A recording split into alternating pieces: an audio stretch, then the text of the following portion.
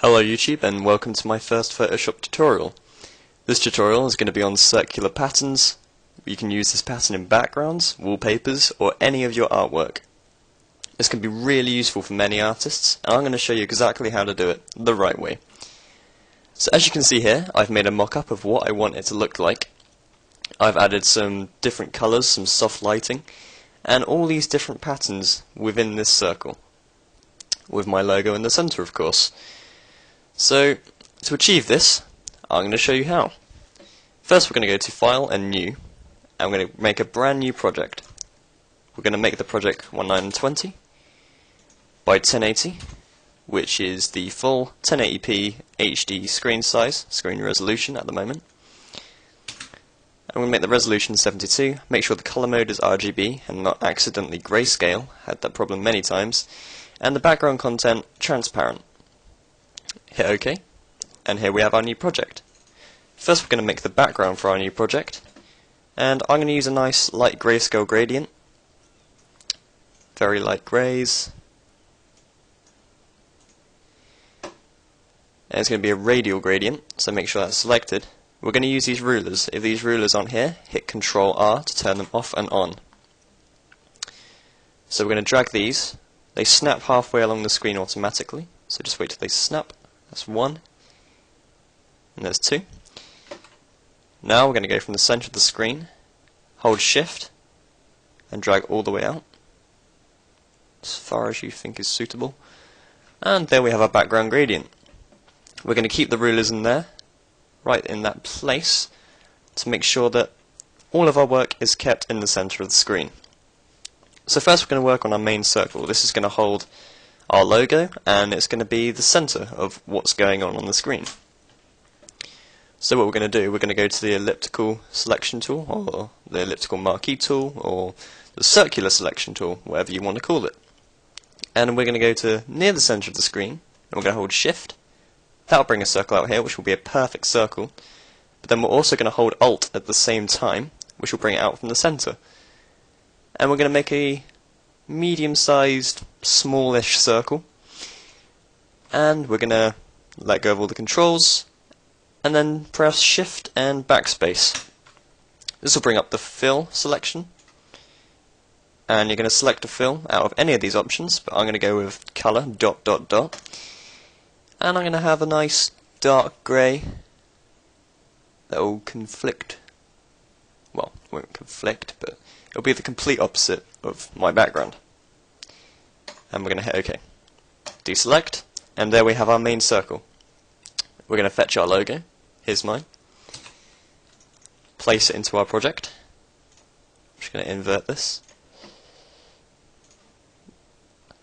Make sure it's in the center. Control A while with the selection tool. These controls here align your current selected item. These align it to the center of the screen, and we can see it's already in the center. So we're going to hold Alt and Shift so it centers and keeps to the center of the screen. There we go. Hit Enter, and that is our logo in our circle. Just going to adjust that slightly. Okay, so that's our main circle. We're going to merge these layers by either right-clicking both the layers while selected and hit Merge Layers, or select both layers and hit Control E. So now we have our main circle. Now to moving on to the patterns. The first pattern that's noticeable in this is the spirals. And the spirals are actually really easy to achieve, and I'm going to show you exactly how to do that. We're going to create a new layer, and we're going to first go to our brush tool, and we're going to select one of the first brushes on the list. We're going to size it down to 1 pixel, and we're going to set the hardness to 100%. Once we've done that, we're going to grab our pen tool, and we're going to go towards the center of the screen, like so.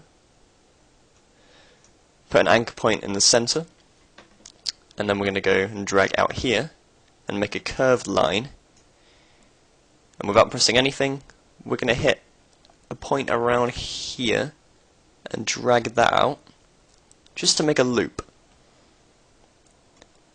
once we've made the loop, we're going to right click the screen and select stroke path. Make sure that simulate pressure is unchecked and that brush tool is selected. Hit OK. One thing I haven't done is selected my primary colour as a nice dark colour, or exactly the same as my main circle. We're going to repeat that, stroke path, uncheck simulate pressure, make sure brush tool, and hit OK. We're then going to either right click the screen again and click delete path, or hit delete a couple of times. Now that we have our loop, this is the interesting part. We're going to hit Control, Alt and T. What this control will do is you'll be able to transform the item, and it will duplicate the item as it's transformed. So we're going to move this point here to the center of the screen, which is here, I believe. Whoops. Just going to make sure that this is the center of the screen. Hold on. Yep, we're going to move Control T, move this point to the center of the screen, and then the rotation tool up here, we're going to set to 5 degrees clockwise. Hit enter twice. Now once we've done that, we can duplicate these whole actions by pressing Control, Shift, Alt and T all at the same time. Hit this 3 more times, just to create a cluster of them. Now that we have 6 items, we're going to shift click down, select all of these layers and hit Control E to merge them.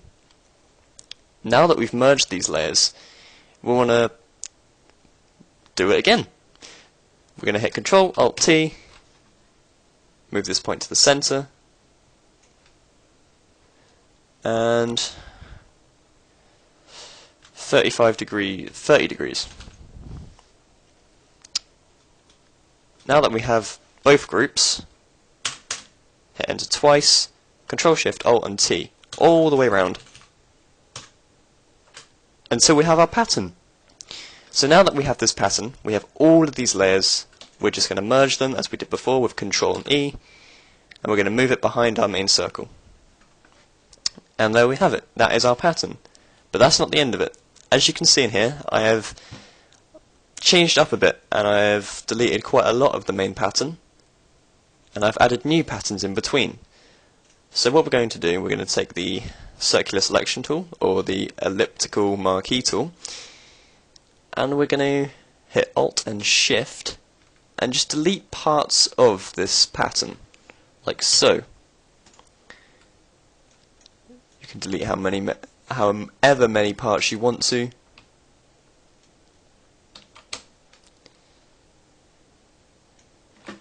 Like so, and there you have it. Now what we're going to do, we have our spaces in between, but what patterns do we create? Well, as you can see in here, I have spaced, scattered triangles and a nice brush pattern in a circular fashion. How did I do this? Really simply. What you're going to do, you're going to create a new file, make it 10 by 10. Doesn't matter what the resolution is, to be honest. Okay, we're going to zoom all the way in, and we're going to create a triangle. So we're going to go to Polygon tool, make sure it's at 3 sides, so that we have our triangle. Make sure the fill is black, and we're going to create our triangle, like so. And we're going to size it and position it.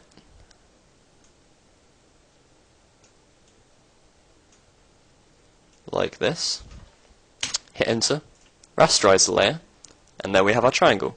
What we're going to do now is go to Edit, Define Brush Preset, and just name it Triangle, and hit OK. As you can see, in our brushes, if you go all the way down the list, we have a new triangle brush. As you can see, there's one I've made before. So we're going to go back to our main project, and on our new layer, which we're going to call triangles. Simple enough.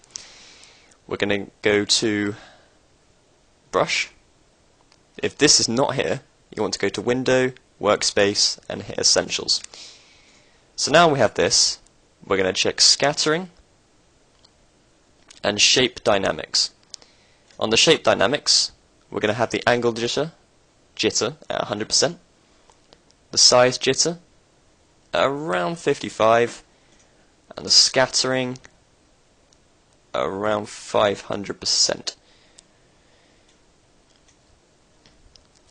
We're going to go to brush tip shape and take the spacing most of the way up, just over 800% I'd say. The scattering should go down a small bit just in case, because sometimes when you have too much scattering it won't take the form of the work space, line, whatever. It just won't look right. So now that we have this, we're going to go back to our elliptical marquee tool, make a circle just in the center, right click and go to make work path. 1 pixel will do. OK. We're going to go to our pen tool, right click, and do the same. Stroke path. Make sure simulate pressure is unchecked, make sure it's the brush tool, and hit OK. And now we have some scattered triangles in the middle of our screen. Another thing you can do with these triangles, as well as scatter them, with their sizes and the rotation, you can go back to the brush, and you can go to Transfer, and hit the opacity jitter up to 100%. This alternates the opacity of each triangle, makes it look a little bit more unique. So we're going to do that again. Just hit stroke path, hit OK. And as you can see, some of the opacities are different. Okay, we've also got another space here, so we're going to create a nice thin line. How we're going to do this is select the ellipse tool, create a new layer, drag it out into the center, select no fill, have the stroke as the same color as your main circle, and at 1 pixel depth. The size of 1 pixel, nice thin line. We're going to rasterize the layer. And there we go, there's our thin line. This isn't just the end of the pattern though. As you can see on my main one, we have some semicircles attached to the line. I'll show you how to do this also. What we're going to do, we're going to go back to the ellipse tool, create a new layer, drag this out to about the same size, like so, 0 fill, stroke, same as our main circle. And then in the stroke options, we're going to go to the little mini circles or dotted line. We're going to make the pixel, let's say 15. Yep, that'll do. Then we're going to go to stroke options, more options, and the gap 10, and hit OK. We're going to adjust the size so that it's sitting on the line.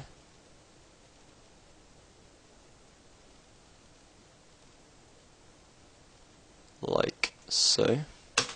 If you get this problem here, you just need to adjust some of the settings, like the gap width, say to 12 now. Now it's sitting on the line. You want to hit the select tool, Control A, make sure this is centered, and the thin line is centered.